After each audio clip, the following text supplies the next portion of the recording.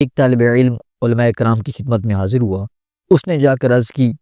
کہ مجھے کوئی ایسا کام بتاؤ، ایسا عمل بتاؤ کہ جس کی وجہ سے میں سارا دن ساری رات اللہ کی عبادت میں مصروف۔ اس نے کہا کہ مجھے یہ پسند نہیں ہے کہ دن اور رات میں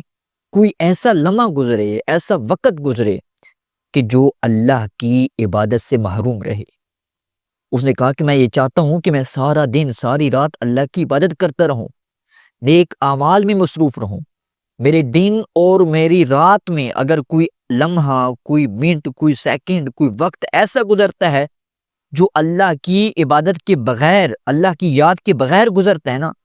تو میں اس کو اپنے لیے پسند نہیں کرتا، میں اس کو ضائع سمجھتا ہوں۔ تو علماء کرام نے کہا